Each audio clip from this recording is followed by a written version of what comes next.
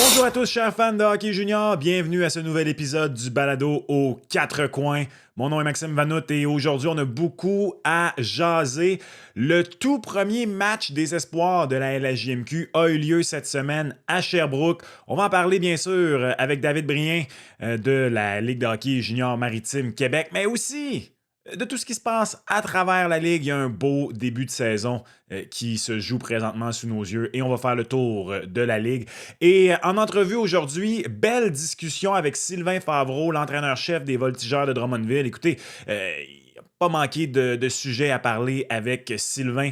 Prolongation de contrat avec les Voltigeurs. Il s'est rendu au match des espoirs, même s'il n'était pas derrière un banc. Il sera derrière un banc pour le match des espoirs LCH face à ceux de la NCAA. Et on va déjà commencer à mettre la table pour la coupe de la 55 avec Sylvain Favreau. Alors restez là, une belle discussion un peu plus tard à l'épisode. J'en profite pour vous rappeler, si ce n'est pas déjà fait, de vous abonner à la chaîne YouTube de la LHJMQ. Et je vous rappelle également que ce balado est disponible sur toutes vos bonnes plateformes, que ce soit Apple, Spotify, peu importe où vous aimez écouter vos balados diffusion. Maintenant, on s'en va parler avec David.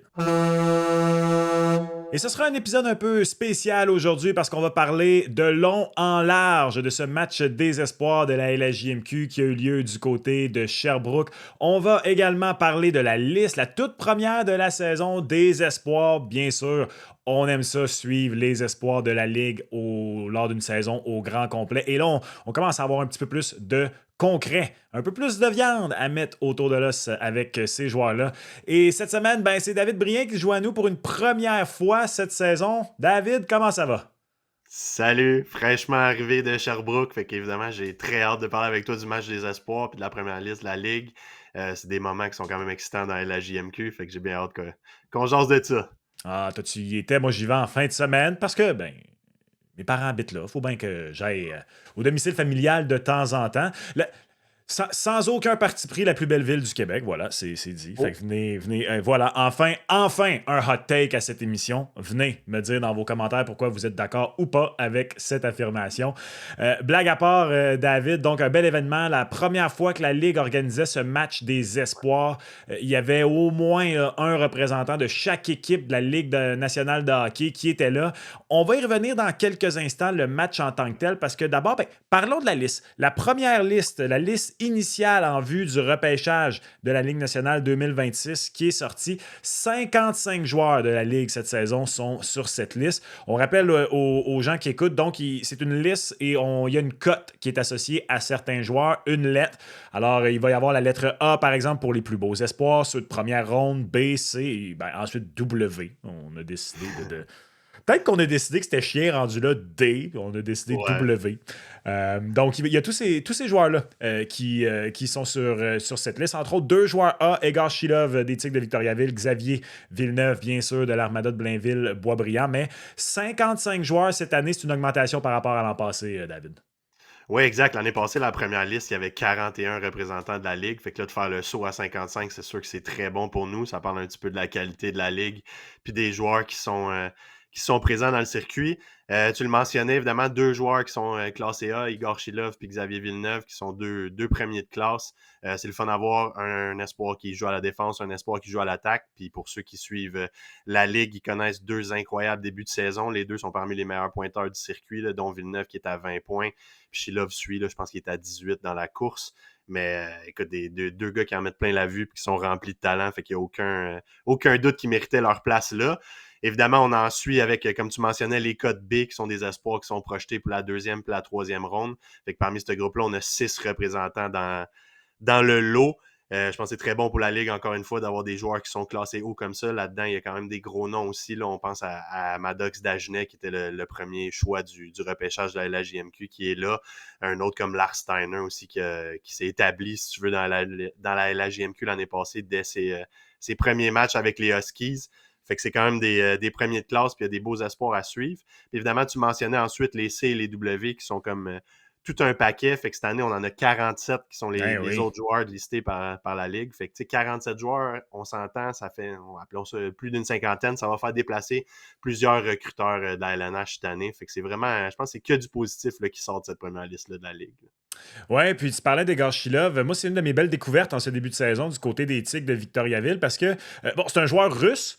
C'est un joueur russe qui a été repêché au repêchage Euro, mais il jouait aux États-Unis la Ouais. saison dernière. Et ben, il faut croire que vraiment la filière européenne avec les Tigres de Victoriaville ces dernières années n'est pas pire du tout. Bien sûr, je pense qu'on aurait beaucoup aimé revoir Matvei Gridin du côté. Non, excusez, Matvei Gridin il était avec les Cataractes de Shawinigan. Ouais. J'avais le jaune en tête. Puis là, j'ai fait le lien avec Matvei Gridin, puis je me suis. Il est comme apparu une teinte de jaune différente dans ma tête pendant un instant. Matvei Gridin, bien sûr, qui était avec les Cataractes, mais Egor Shilov, donc, lui aussi, là, Ouais. un bel espoir russe du côté des Tigres, qui en ont eu plusieurs ces dernières années.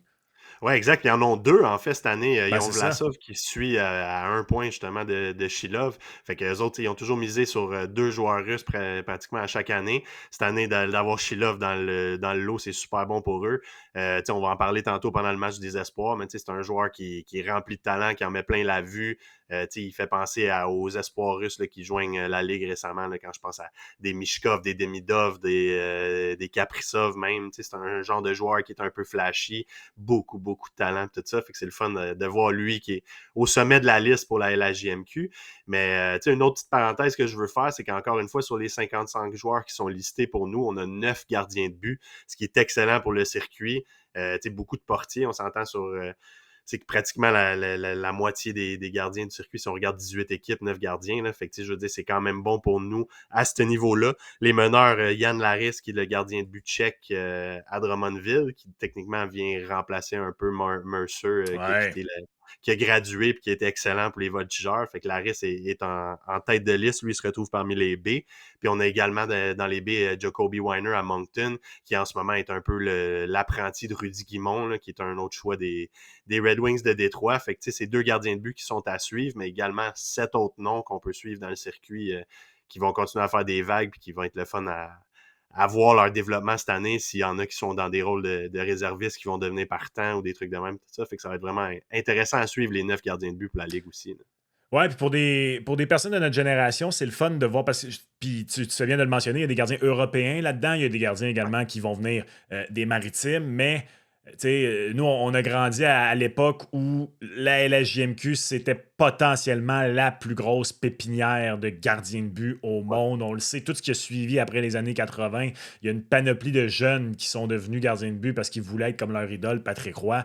Et là, ben, bien sûr, ça fluctue, il y a des cycles, tout ça. Il y en a plusieurs qui parlent que présentement au hockey canadien, en général, on n'est pas la plus grosse pépinière à gardiens par rapport aux Russes, bien sûr, aux Finlandais, même aux Américains, là, quand on regarde leurs équipes nationales qui recommencent à se former dans le meilleur contre meilleur. Tu regardes, il y a même des gardiens américains et russes qui font pas les équipes nationales, que tu dis Calvas, c'est un candidat au Vézina. Ça. Avant, c'était le Canada qui était dans cette situation-là. Et avant, ben, c'était le Québec tout court, même s'il n'y a pas d'équipe Ouais. nationale, qui était dans cette situation-là. Donc, l'an passé aussi, là, il y a eu des bons gardiens qui ont été repêchés. Je pense à Lucas Beckman, bien sûr, avec le Drakkar de Bécomo. Et là, cette année, d'avoir 9 gardiens comme ça sur la liste, c'est le fun. C'est le fun à voir. Ouais. Il y en a par contre qui diront peut-être que c'était pas le meilleur endroit à être pour ces jeunes gardiens-là dans un match des étoiles pour se faire voir, comme ça a été le cas à Sherbrooke Ouais. mardi soir. Mais regarde, ça vient avec. Ça vient avec. Que veux-tu? Ouais, exact. Tu sais, peut-être une dernière mention là, pour la liste, là, si le monde ils veulent la consulter sur le site web de la JMQ, il y a les 55 noms qui sont là, mais tu sais, on remarque qu'il y a 3 équipes qui ont 6 joueurs de listés, dont Halifax, Québec, Saint-John. Fait que tu sais, comme on parle souvent de cycle de reconstruction dans le hockey junior, mais tu sais, c'est des équipes qui ont connu du succès dans les dernières années. Fait qu'un peu plus normal qu'il y ait plus de joueurs d'espoir de premier plan en banque. Mais c'est quand même le fun à voir, tu sais, que dans ces 3 équipes-là, on a 6 joueurs à suivre là, pendant la saison à venir. Oui, tout à fait. Tu fais bien de le mentionner pour les équipes qui ne sont pas nécessairement au moment de leur cycle pour peut-être aller chercher la Coupe cette année, c'est une des raisons les plus agréables de suivre ces équipes, que ce soit localement ou même les équipes adverses qui viennent, c'est de regarder qui sont les bons jeunes joueurs au sein des formations. Puis ça, tu fais bien de le mentionner. Quand ces équipes-là vont peut-être visiter la vôtre dans votre région, ben, gardez un œil sur ces jeunes joueurs-là qui vont espérer d'avoir des belles saisons Ouais. pour se faire repêcher dans la Ligue nationale de hockey. Parle-moi de l'événement en tant que tel, parce que tu étais là à Sherbrooke, donc Ouais. pour ce match des espoirs, David. Je pense qu'on a mis le paquet pour que ce soit un bel événement Ouais. pour les jeunes en tant que tel. Là. Au-delà de la rencontre, la présentation et tout ça, je pense que les jeunes ont vécu un bon moment dans cette rencontre. Oui, 100%, tu sais, puis je veux dire, à la base, c'est un événement, tu sais, qui est un peu, pour ceux qui sont familiers à l'écoute, tu sais, la LCH a fait ça pendant plusieurs années, le Top Prospect Game. Maintenant, ils font un style défi contre les États-Unis. Mais tu sais, souvent, on est assez limité dans le nombre de joueurs par ligue qui peuvent être représentés. Fait que dans ce cas-ci, d'avoir 40 espoirs du circuit à mettre de l'avant, c'était ça le but, justement, tu sais, de les rendre visibles, de toutes les mettre au même endroit, sur la même glace, pour que les recruteurs puissent venir voir ça. Puis franchement, ça a été quand même un bon succès à ce niveau-là pour les recruteurs. Pratiquement tous les recruteurs en chef des équipes de la LNH étaient là. Plus d'une centaine de recruteurs au total. Puis en plus de Wow. ça, je veux dire, le match overall, écoute, ça a fini 6-5 pour ceux qui ne le savent pas en tir de barrage. Fait que c'est tout un spectacle qu'ils ont donné.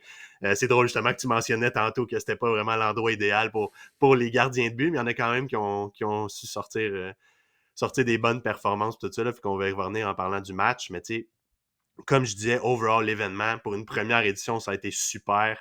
Les joueurs ont pu vivre des expériences auxquelles probablement il n'y aurait jamais eu, ou peut-être ça si c'était pas à cause de cet événement-là. Puis là, il me vient en tête, ils ont participé à une étude avec l'UQTR, dans le fond, sur comme un peu l'aspect psychologique des OK. joueurs, essayer de créer des profils d'espoir pour voir ceux qui seraient comme plus propices à mieux réagir sous pression, dans différentes situations, puis des trucs de même. Fait que vraiment des analyses puis des trucs un peu plus scientifiques là, sur lesquels je ne vais pas me prononcer parce qu'évidemment, c'est pas mon domaine. Mais également, je pense qu'ils ont eu une rencontre avec Dan Marr, qui est le directeur de la centrale de recrutement de la LNH. Puis quand je dis rencontre, c'est pas nécessairement des one-on-one, où est-ce qu'ils ont pu échanger avec lui sur leur profil. C'est plus lui qui les a rencontrés pour leur laisser savoir des trucs, ce que les recruteurs cherchent, le genre de questions auxquelles ils vont faire face, comment gérer la pression, les attentes, puis tout ça dans cette année-là. Fait que de parler avec le gars qui est à la tête de la centrale de recrutement Ben de la oui. LNH, c'est sûr que c'est comme de l'inside info que tu n'aurais pas ailleurs, tout ça. Fait que c'est vraiment cool à ce niveau-là. Puis après ça, je veux dire, l'événement, c'est aussi le fait de rassembler, comme je disais, les 40 meilleurs ensemble, mais il y a un peu l'aspect compétition, prise de notes mentale. Les meilleurs sont avec les meilleurs, fait que de pratiquer ensemble, de voir ce que les autres font de bien. J'ai les défenseurs qui entendent parler de Xavier Villeneuve, qu'est-ce qui le rend si extraordinaire, ben de le côtoyer, de pouvoir lui poser des questions pour les alliés, puis les centres de l'affronter, de voir des trucs comme ça.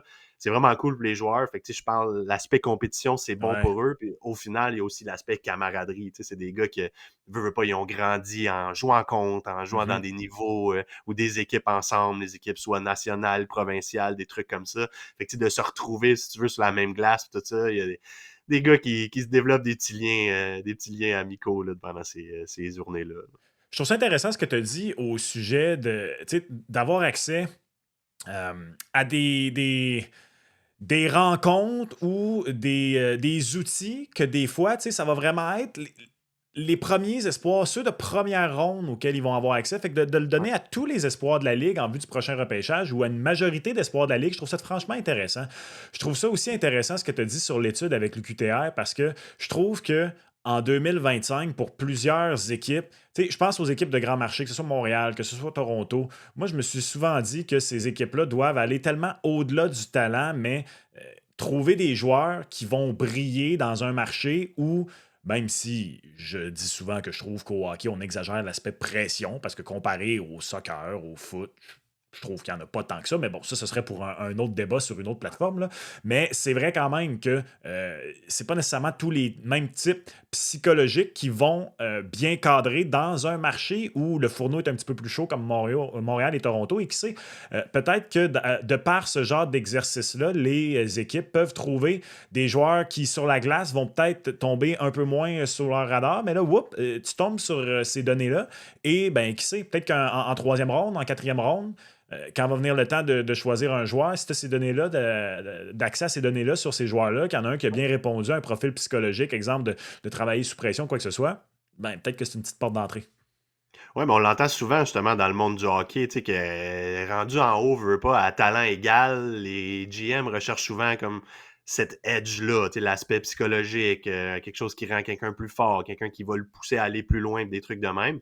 Puis tu sais, évidemment, là, on parle du match des espoirs qui est organisé par la Ligue, mais tu sais, la LHJMQ en général, c'est l'endroit parfait pour les développer puis les outiller, les joueurs à ce niveau-là, où est-ce que tu sais, ils peuvent être préparés à faire face à cette pression-là, parce que veux pas, tu sais, tu parlais des espoirs de premier tour, mais la même chose va arriver à un espoir de troisième ou quatrième ronde. Une fois que tu es repêché dans la Ligue nationale, c'est vraiment juste la première étape. Tu sais, je veux dire, il y a une équipe qui t'a choisi, mais après ça, c'est là que le vrai travail Ouais. commence. Puis de la démarche pour se rendre chez les pros. Fait que tu vas faire face à de l'adversité. Puis à chaque année, il y a une nouvelle batch d'espoirs qui rentre. Fait que c'est toujours de la compétition. Fait que c'est une opportunité parfaite pour justement, comme je disais, d'outiller les jeunes, de les préparer à différentes situations, puis tout ça, puis les avoir tous au même endroit, ben de passer le message, puis tout ça. Tu sais, ça veut pas les jeunes. Ils ont peut-être le sentiment pendant la saison que ils sont un ou deux espoirs de premier plan dans leurs équipes, puis sont un peu isolés à faire face à leur situation, à répondre aux appels des recruteurs, des équipes de la Ligue nationale qui se déplacent pour les voir. Tandis que là, de les avoir, ben, tous ensemble, ils se rendent compte que hey, lui, il vit la même chose que moi, je suis pas tout seul à avoir des questions de même. L'équipe, telle équipe va essayer de me surprendre, puis il a vécu la même chose. Fait que ils peuvent échanger pendant ces journées-là, puis pas nécessairement juste focus sur un match de hockey, mais vraiment comme l'ambiance qui l'entoure au complet, là, dans le fond. Le match en tant que tel s'est terminé 6-5 en tir de barrage. L'équipe Lafleur qui a battu l'équipe Crosby. J'adore le nom de ces deux équipes d'ailleurs. Non, mais c'est tout le temps bien de rendre hommage à des dignitaires du début du 20e siècle, mais rendre hommage à des joueurs qui ont fait Les, cette ligue, ça c'est encore mieux. Ça c'est les encore deux, mieux. les deux seuls numéros retirés à la grandeur de la Ligue, faut le dire. Le 4 Mais de Lafleur et le 87 de Crosby, il y en a plus personne ne va porter ça dans la GMQ. j'allais dire, est-ce que j'ose dire les deux plus grands de la ligue? Mais je trouve que j'aurais peut-être un peu manqué de respect à Mario Lemieux si j'avais osé aller là. Fait que je me suis dit, je vais me garder une petite gêne sur me prononcer là-dessus. Blague à part, donc 6-5 en tir de barrage. Maddox Dagenet, entre autres, a connu un bon match. Il a remarqué le but gagnant également en tir de barrage. Donc, sans tomber dans le résumé complet de la rencontre, là, qu'est-ce que tu peux nous dire là, sur peut-être un joueur ou deux qui se sont démarqués dans ce match? Ben évidemment, on peut commencer, si tu veux, avec les joueurs du match. Il y avait Ovtcharov, qui est l'espoir des Remparts de Québec, lui qui a terminé la rencontre avec un but deux passes pour l'équipe Lafleur, tout comme son coéquipier Nathan Lecomte, là, le petit allié des Saguenay-Chicoutimi, qui a fini avec un but deux passes aussi. Du côté de l'équipe Crosby, dans le fond, c'était plus, je me souviens pas, je pense que c'est Oleg Koulebiakin qui a mené avec trois passes, dans le fond, lui qui est un espoir de Halifax. Fait qu'en termes de performance, c'est ces trois joueurs-là qui sont illustrés avec 3 points chaque. Mais pour revenir au match en tant que tel, c'est drôle parce que là, d'emblée, on parle d'un match super offensif qui a fini 6-5 en tir de barrage. Mais pour ceux qui n'ont pas vu la rencontre, je vous invite à aller voir le Facebook de la LHJMQ, tant en français qu'en anglais. La rencontre au complet s'y retrouve, a été présentée par Flow Hockey, fait qu'elle est archivée aussi pour ceux qui sont abonnés à Flow Hockey. Mais c'est un match qui a commencé 0-0, qui était ultra va-et-vient au début, tout ça. Fait qu'on se disait peut-être que ça s'enlignait vers un match à faible pointage, dans le sens que, pas beaucoup de cohésion entre les joueurs, seulement 2 jours de pratique, pas nécessairement de système de jeu en place par les entraîneurs, fait qu'on savait pas trop à quoi s'attendre. Mais écoute, fait que finalement, c'est Nathan Lecomte justement qui a marqué avec moins d'une minute à faire en première, qui a ouvert le pointage pour faire 1-0 après 20 minutes. Après 2 périodes, je pense que c'était revenu 2-2, puis après ça, c'est l'explosion offensive de la troisième, là, qui a eu 6 buts marqués, dont 4 ou 5 dans les 5 dernières minutes de jeu qui sont venus forcer une prolongation à 3 contre 3 pendant 5 minutes où il n'y a eu aucun but, mais un solide poteau qui aurait pu mettre un terme au match. Puis après ça, on termine ça en tir de barrage. Puis justement, c'est Koulebiakin, le joueur russe que j'ai mentionné, là, des Mousseds, qui a marqué d'emblée pour équipe Crosby. Puis la réplique est venue de Shilov de l'autre côté. 2 buts magnifiques. Là. Comme je disais, ceux qui n'ont pas vu le match, là, aller au moins juste voir les tirs de barrage. Comme on dit, ils ont sorti les mains.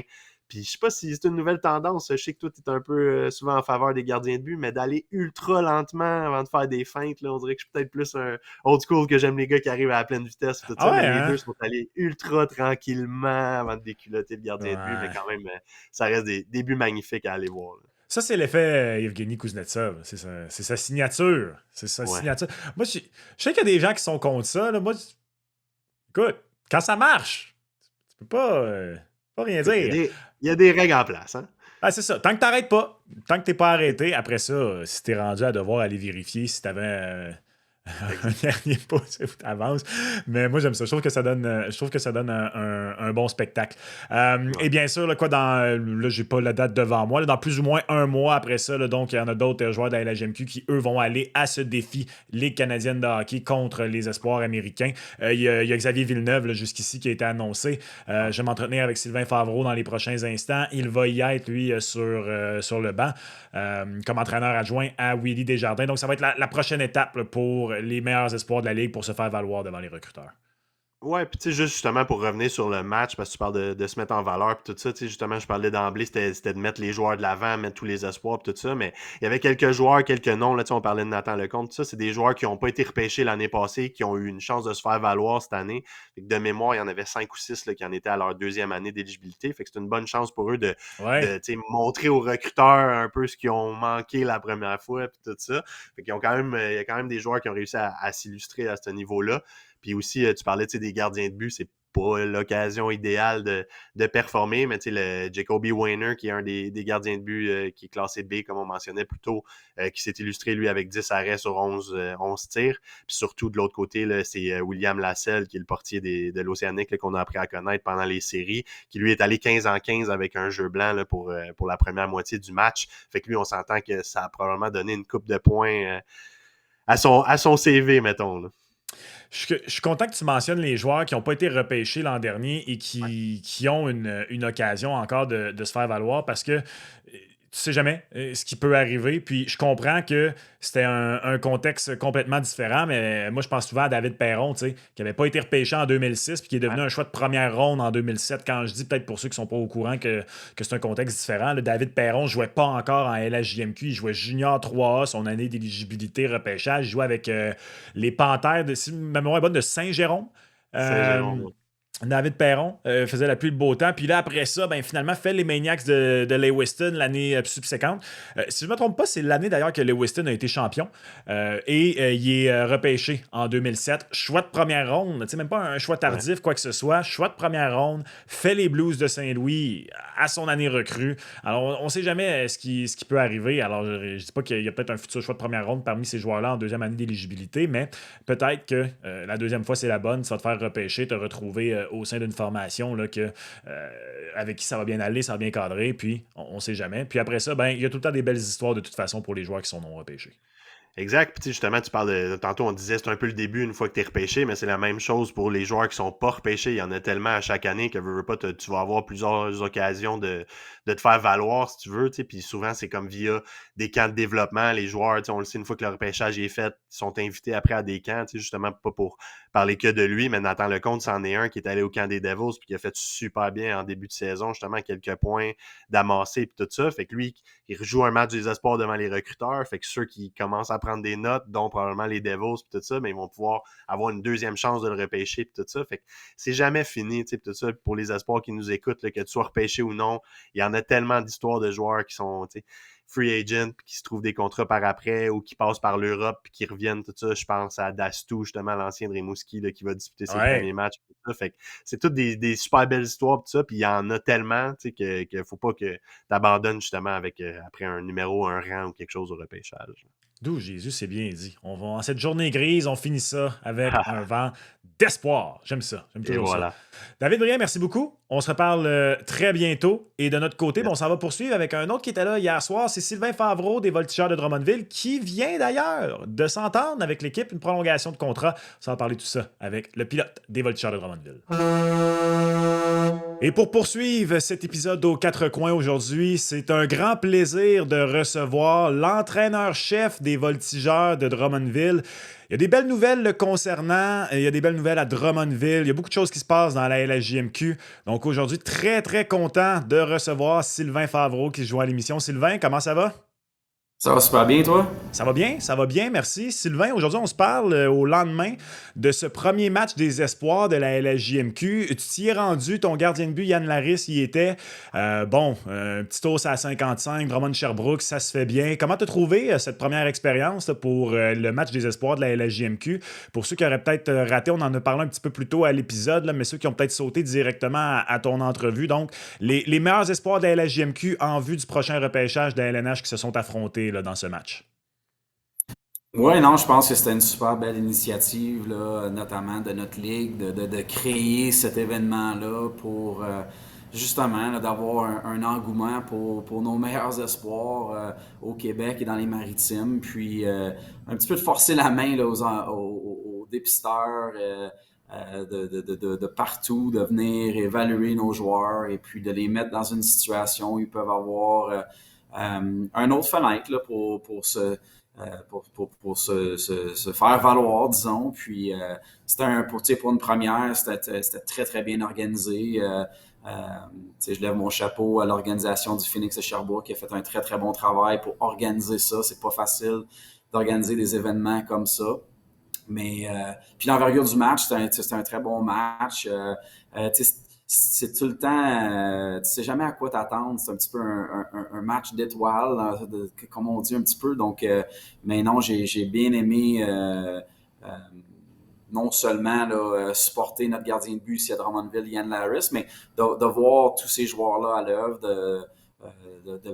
que notre ligue prenne le devant là-dessus puis créer cet événement-là. J'ai trouvé ça super. Tu as parlé de forcer la main un peu des dépisteurs. Stéphane Leroux de la RDS confirmait que les 32 équipes de la Ligue nationale de hockey avaient au moins envoyé un recruteur à cette rencontre-là. C'est quelque chose, je suis convaincu, probablement les entraîneurs, sur quoi vous travaillez avec la Ligue, justement, de ramener un peu plus une perspective peut-être positive de la part des recruteurs de la Ligue nationale de hockey envers votre Ligue. Il y a des excellents espoirs qui jouent dans la LHJMQ, puis c'était une occasion pour faire ça, justement. Oui, 100%. Puis tu sais, il y a des endroits, tu sais, moi j'ai été choyé, j'ai coaché à Halifax et maintenant à Drummondville. Puis c'est deux endroits où, par la nature, tu sais, géographique, je te dirais que c'est plus facile quand les dépisteurs viennent dans les maritimes ou venaient dans les maritimes. C'est facile d'atterrir à Halifax, puis de voir pendant un week-end toutes les équipes qui sont à Halifax, puis à Drummondville étant au centre du Québec, pas loin de Montréal. Je te dirais qu'on a beaucoup de dépisteurs qui viennent ici non seulement pour voir les voltigeurs, mais évidemment pour évaluer l'équipe adverse, les joueurs adverses. Donc, on est choyé de ce côté-là, mais c'est pas tous les marchés qui ont ce bénéfice-là. Donc, je pense que c'est important avec cet événement-là, euh, d'avoir un peu plus de visibilité partout. Oui, un dépisteur, mais j'ai vu plusieurs équipes de la Ligue nationale hier qui avaient leur DG, puis la grosse entourage qui était là. Donc, c'est de bon augure pour nos joueurs de se faire valoir devant tous ces yeux-là. Tu as parlé de ton gardien Yann Laris, il y a aussi Louis-Félix Bourque, Dylan Dumont, Dayton Kitchener. C'est tous des joueurs dans ta formation que c'est leur année de repêchage LNH. Ils sont sur la première liste là, qui a été diffusée un peu plus tôt cette semaine. Je suis curieux, Sylvain. Je comprends que, évidemment, ce ne sont pas tous les jeunes espoirs qui sont dans les mêmes situations. C'était je veux dire n'importe quoi, mais un Gavin McKenna qu'on attend depuis plusieurs années versus un joueur qui espère peut-être se faire repêcher en quatrième, cinquième ronde, peu importe. Je comprends donc que c'est des situations au cas par cas, mais pour un entraîneur comme toi, comment on coach peut-être différemment ou comment on accompagne plutôt, devrais-je dire, un joueur dont c'est l'année de repêchage dans la LNH qui a des ambitions? Parce que bien sûr, vous avez vos ambitions avec les voltigeurs de Drummondville, mais après ça, il y a le joueur en tant que tel, tant qu'on est sur le sujet du développement. Comment toi, comme entraîneur, tu travailles en particulier peut-être avec ceux dont c'est l'année de repêchage puis qui ont des ambitions là, d'avoir une bonne saison pour justement se faire bien valoir? Oui, non, tu sais, c'est des stress hein, pour ces jeunes-là. Ils veulent performer. On parle souvent de nos jours, de plus en plus du stress, de la performance. Mais mon message pour ces joueurs-là, c'est toujours très simple et assez clair. C'est de travailler sur qu'est-ce que tu peux contrôler. Ce que tu peux pas contrôler, tu peux pas le contrôler. Donc, la manière dont tu te prépares, le niveau de compétition, que ce soit en entraînement ou en match, c'est ça que tu peux contrôler. Fait qu'il faut vraiment se concentrer là-dessus. Parce que oui, les dépisteurs, quand il y a un engouement, un intérêt pour un joueur, non seulement ils viennent au match, mais ça commence à venir aussi aux entraînements pour voir comment ils se comportent dans les entraînements et tout ça. Euh, donc, tu sais, j'ai beaucoup d'expérience avec des joueurs. Je me rappelle à Halifax, Philippe Zadina, qui était Mhm. non seulement un joueur courtois, mais c'est un joueur qui est sorti en Très tôt. première ronde, qui est très tôt. Puis je me rappelle, il y a un stress de performance. Tu veux, à chaque match, il y a des yeux rivés sur le joueur. Donc, vraiment, le message, c'est d'être concentré sur ce que tu peux contrôler. Le reste, là, ça leur appartient. Puis, c'est important là, de juste bien compétitionner. Puis, le reste va suivre. Pendant qu'on est sur les matchs spéciaux, appelons-les ainsi, Sylvain, tu vas être derrière le banc comme entraîneur adjoint pour celui des espoirs de toute la Ligue canadienne de hockey versus ceux américains. Ça va se disputer en novembre prochain. D'abord, félicitations. Puis, on le sait, puis là, on parle des développements des joueurs, l'année de repêchage et tout ça. On sait l'importance que ces matchs-là, même si, comme tu le disais, c'est un peu des matchs d'étoiles, entre guillemets, que ça a pour les joueurs. Pour un entraîneur comme toi, qu'est-ce que ça fait comme petit vlot d'aller à ces matchs-là? Puis pour toi, c'est quoi les expériences que tu peux peut-être retirer de ce genre de rencontre-là? Ben, c'est sûr que je suis flatté là, d'avoir été sélectionné pour aller à ce match-là, de pouvoir représenter la LHJMQ là, dans la Ligue canadienne sur le banc. C'est sûr qu'on va avoir des joueurs représentés aussi dans l'équipe. Mais pour moi, c'est un autre corde à mon arc. Puis c'est juste le fait de faire un petit peu là, de rencontrer différentes personnes. Moi, en 2019, j'avais participé comme entraîneur-chef au moins de 17 ans, représenté l'équipe Canada. C'était à Mhm. Medicine Hat. J'avais rencontré Willie Desjardins dans ce temps-là. Donc là, je vais avoir l'occasion de travailler avec lui. Jay McKee, qui a une longue carrière dans la Ligue nationale, qui a beaucoup de succès dans la Ligue de l'Ontario, que ce soit avec Kitchener, maintenant Brantford, qui a une très bonne équipe de hockey cette année. Donc, ça me permet d'avoir un petit peu un network approfondi. D'avoir un petit peu de l'expérience aussi au niveau international avec les championnats du monde junior l'année passée, le Linka Gretzky l'année d'avant. Donc, c'est juste, ça l'ajoute un petit peu au répertoire. Mais tu sais, il y a certainement un gros sentiment de fierté là, d'être capable de représenter notre ligue là, dans cet événement-là. Je te dirais que ce match-là, par contre, il y a une petite rivalité, Ben évidemment, ouais. avec les Américains. C'est sûr que avec la Ligue canadienne, ça va être les meilleurs joueurs disponibles là, qui vont être sélectionnés, là, qu'ils soient canadiens, américains, européens. Mais c'est une fierté de représenter la Ligue canadienne. Depuis l'ouverture là, du marché, comme on dit un petit peu avec la NCAA, on se bat un petit peu euh,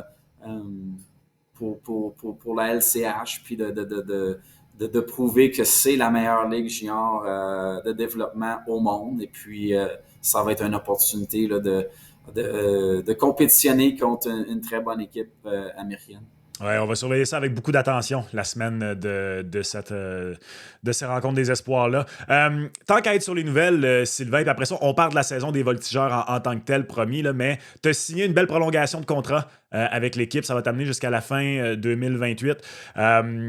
Encore une fois, félicitations pour la prolongation de contrat. Qu'est-ce que de ton côté a été le processus décisionnel de t'engager pour d'autres saisons avec les voltigeurs comme ça?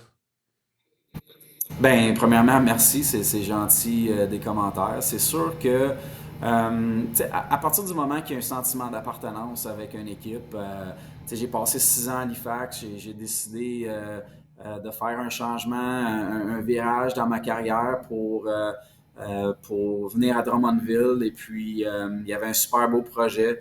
Pour moi, on met beaucoup d'emphase sur l'équipe, c'est sûr, mais pour moi, au niveau personnel, c'était important de travailler avec des super bonnes personnes. Et puis, J'ai l'occasion de travailler avec Yannick Lemay au quotidien, notre DG, que je connais depuis plusieurs années, même avec son temps comme dépisteur avec les Jets de Winnipeg. Et puis, on a développé une très belle complicité.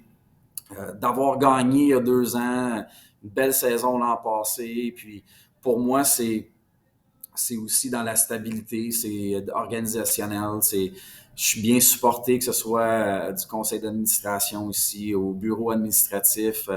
On est une belle équipe, on est soudés, puis euh, disons-le, je suis très, très content d'être à Drummondville et puis de travailler ici. Là, il y a un renouveau, une nouvelle saison, une équipe.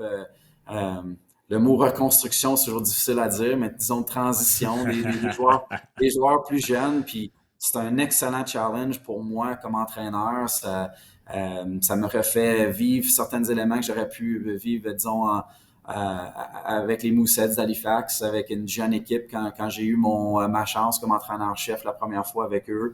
Donc, c'est super le fun. Je suis tellement bien entouré, je suis bien ici.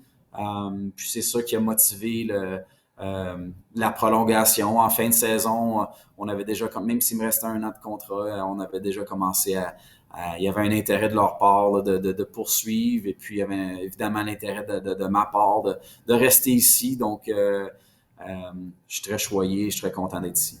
Et une belle cure de rajeunissement annoncée en plus au centre Marcel Dionne. Donc tout est beau. As-tu demandé des petites Oui, demandes pour ton bureau ou... absolument, c'est déjà fait. C'est déjà fait. Non, mais tu sais, c'est un projet, tu sais, on parlait de ça il y a quelques mois avec le président du conseil d'administration ici, Éric Verrier. C'est un projet qui dure depuis, je pense, toujours, depuis mon temps, même dans la Ligue, une cure de rajeunissement là, au centre Marcel Dionne. C'est tellement un aréna avec un charme. Ouais. Oui, c'est un peu plus vieux, mais je pense qu'avec la cure, puis le projet qui est en place, puis finalement qui va aller de l'avant, je pense que non seulement pour les citoyens ici de Drummondville, non seulement pour les matchs et voltigeurs, mais juste en général, Ben oui. comme infrastructure qu'ils vont pouvoir utiliser, qui va être améliorée pour leurs besoins aussi, non seulement pour les besoins des voltigeurs, mais pour nous, ça va être ça va être le fun. Ça va être le fun de voir les changements. Puis, c'est ça, on va mettre un bureau un peu plus moderne pour le département hockey aussi. Essayer de passer aussi au locker, au hockey mineur. Là. J'ai grandi en partie à Drummondville, là, puis je me souviens, on passait dans les petits lockers dans les chambres pour se faire couper ou confirmer dans le 2A puis dans le 2B. Là. Pour monter les plafonds un petit peu. C'est mon seul commentaire. C'est les escaliers, les fameux escaliers pour les monter et pour les descendre. Ici. Exactement. Blague à part, Sylvain, tu l'as dit, donc vous avez gagné il y a 2 ans. L'an passé, on en a parlé souvent à ce balado-là. C'est une super belle saison. Des fois, après un championnat, c'est tout de suite, on ne sait pas trop, peut-être qu'il va y avoir des transactions pour certains vétérans. Et puis, vous avez eu une super belle saison l'an dernier aussi. Bon, peut-être une petite déception d'avoir été éliminé au premier tour. Mais ça a quand même été une belle année à Drummondville. Et là, tu as parlé de réinitialisation, de mots en R, tiens, de transition. Vous commencez l'année 5-4-1-1 au moment où on se parle. C'est quoi le plan là, pour cette saison et peut-être les 2 prochaines pour le nouveau contrat que tu viens de signer? C'est quoi l'objectif peut-être sur 3 ans à Drummondville? Mais c'est sûr, je te dirais que l'objectif, là, c'est d'essayer d'être compétitif à chaque année. Je pense que qu'est-ce qu'on a bâti avec la victoire il y a 2 ans, même avec une très bonne saison, tu l'as mentionné, oui, nos séries éliminatoires ont été de courte durée, mais en même temps, d'avoir perdu Riley Mercer, notre gardien numéro Ah un, ouais. ça l'a fait très mal. Louis-Félix Charrois qui a fait un très, très bon travail. Mais je pense que la série a été volée par Jacob Steinman. Je pense que juste les statistiques avancées, c'était quand même assez incroyable le nombre de chances qu'on a eues. Puis c'est ça, les séries éliminatoires. Il a fait un travail incroyable. Puis on lève notre chapeau à ce que les Moussets ont fait et accompli. C'est ça qui fait aussi de notre ligue. C'est tellement une bonne ligue de hockey de développement. Tout peut arriver, tout le monde peut gagner contre tout le monde. Et puis, il faut être préparé. Ceci étant dit, comme je disais d'emblée, je pense que notre objectif, c'est d'être compétitif à chaque année. On sait qu'on est dans une situation, on est beaucoup plus jeune comme équipe cette année, mais comme je le disais tantôt, pour les joueurs qui ont un petit peu un stress là, avant leur année de repêchage, pour nous, c'est de vraiment se concentrer sur ce qu'on peut contrôler. Puis ce qu'on peut contrôler, c'est nos habitudes de travail, c'est la manière dont on compétitionne, la manière dont on se prépare, d'être vraiment focus sur le processus et non le résultat final. Parce que si tu te mets toujours à penser au résultat final, des fois, ça peut devenir un peu frustrant. Puis pour nous, on est dans le mode apprentissage total. Et puis, j'aime beaucoup mon équipe. On a des travaillants, on a des très bonnes personnes dans notre vestiaire. On manque un peu de maturité, d'expérience, mais ça va venir. On utilise, j'utilise tout le banc à toutes les sauces. Il y a des joueurs de première année qui sont mis à prendre des mises au jeu en zone défensive avec une minute qui reste ou moins dans une période. C'est parce qu'on fait exprès de les mettre dans ces situations-là pour qu'ils apprennent, pour qu'ils grandissent dans tout ça. Puis on progresse bien. C'est sûr qu'à la fin de la journée, oui, on veut tous gagner, mais c'est important d'apprendre comment gagner, d'apprendre de nos défaites aussi, et puis de progresser comme équipe de hockey. Puis on est là-dedans. Puis on a une gang là, qui se présente à l'aréna avec le sourire aux lèvres à chaque jour, puis sont prêts à travailler. Donc, c'est beaucoup plus facile pour moi comme coach, puis notre staff de travailler avec des jeunes comme ça, c'est incroyable. Sylvain, tu es le premier entraîneur à qui je parle depuis que ça a été annoncé qu'il va y participer à la Coupe de la 55 cette année qui va avoir lieu au mois de décembre. Comment tu as reçu ça, cette nouvelle-là? Moi, je trouve que c'est super excitant. Je trouve que c'est une belle idée de la part de la Ligue. Là, en plus, tous les rivaux naturels qui sont là. Moi, je me souviens de mon temps où j'habitais à Drummondville. On les détestait, les Tigres de Victoriaville. On détestait les Cataractes de Shawinigan à cette époque-là, au début des années 2000. Ils étaient bons. C'était dans le temps où il y avait un Bourgogne dans leur chandail. Ils débarquaient pendant une série avec le Bourgogne dans les cheveux. De créer ça comme ça, cet engouement-là, je suis convaincu que les partisans vont embarquer là-dedans. Toi, comme entraîneur, ça vous sort ça un peu de votre routine? Est-ce que tu vois le beau là-dedans? Comment tu regardes ça? Ouais, ben moi je suis super excité à l'idée. Là. Je pense qu'il faut avoir une ouverture d'esprit. Tu sais, comme fan de hockey, comme tout le monde, j'ai regardé les séries, pas les séries, mais les matchs à l'extérieur, là, surtout dans le temps des fêtes, etc. Puis même la Ligue nationale a fait tellement un bon travail. Je me rappelle avoir vu des matchs à l'extérieur en Californie à un moment donné. Là, je pense que il y a un niveau d'excitation. Moi, j'y ai jamais participé, soit comme joueur, comme entraîneur. Donc, moi, je suis très excité à l'idée. Je pense que l'idée de base, c'est de créer un engouement pour des matchs de saison régulière. Comment on fait ça? Je pense que le comité organisateur a fait un travail incroyable de penser à tout ça, de faufiner une logistique qui n'est pas nécessairement facile à faire, mais d'être à l'hippodrome de Trois-Rivières. J'ai vu les plans là, tout dernièrement de comment ils vont créer non seulement des matchs de hockey, mais c'est un happening, on va se le dire. Là. Puis, Ah oui. une scène pour des spectacles, un genre de village extérieur où les partisans vont pouvoir vraiment participer à plus qu'un match de hockey. Je pense que c'est sur 2 semaines, il va y avoir des matchs de hockey mineur, de M18-3, de universitaire. Donc, moi, je trouve que c'est incroyable pour notre ligue. C'est incroyable pour... Oui, c'est des rivaux, mais pour nos équipes ici... dans le coin, d'avoir de ces rivalités-là. Moi, j'adore ça, ces rivalités-là, de toute façon. Là, dans la Victo, il n'y a rien de mieux. Sherbrooke, Shawi, c'est super le fun de jouer contre ces équipes-là. Ils ont des partisans qui supportent leur équipe. On a des partisans qui supportent notre équipe à fond. Je pense que c'est juste bon pour le hockey. C'est bon pour notre ligue. J'aime l'idée qu'il y a un trophée avec ça. Tu sais, c'est très populaire dans le soccer européen. Il n'y a Ouais. pas juste le gros trophée à la fin de l'année, dans le collégial américain, pas juste dans le hockey, peu importe. Tu sais, des fois, même juste entre rivalités, entre deux grosses équipes de football, il y a un trophée un peu folklorique qui vient avec. Le fait d'avoir ça, puis tu parlais de ta jeune équipe, tu sais, de leur donner un petit quelque chose comme ça, un petit os pour lequel vraiment se battre, puis peut-être sur quelques rencontres aller chercher. Tu sais, tu parlais d'expérience et soudainement, peut-être que vous allez vous retrouver dans un match comme ça de décembre qui va avoir un enjeu, qui va être spécial pour tes jeunes joueurs. Là. 100%. Puis, tu sais, on va se le dire, c'est le premier trophée auquel on peut compétitionner pendant la saison, même si c'est juste à ces quatre équipes-là. Je pense que c'est une idée qui c'est super bien pensée. Puis, justement, ça va mettre notre équipe dans des situations où peut-être qu'on est en finale, puis il va falloir gérer le match, puis comment se mettre dans une situation où il y a un petit peu de stress. Euh, Sans dire que c'est des matchs extérieurs. Dans le temps, à Halifax, je l'ai vécu avec euh, le Battle of Nova Scotia, comme ils disent en anglais, avec Cap-Breton et Halifax, juste avant le jour de l'an. C'était un match à Halifax, un match au Cap-Breton. Puis on jouait pour ce qui se nommait le Hurley Cup. C'était une coupe. Puis, tout le monde prenait ça à cœur. Puis, les arénas étaient bondés. Puis, je pense que j'y vais avoir un engouement pour ces matchs-là extérieurs. Puis je pense que je crois que les gens vont répondre. Ça va être comme un petit happening. Puis du côté des spectateurs, des fans, ça va être, je pense, un événement là, qui va être très bien apprécié. Puis au niveau des équipes aussi, je pense que ça nous met dans une situation en saison régulière où il va y avoir un petit peu de stress, il va y avoir un petit peu de... Le niveau de compétition va être peut-être un petit peu plus élevé, puis contre des rivalités naturelles, fait que ça va être super le fun.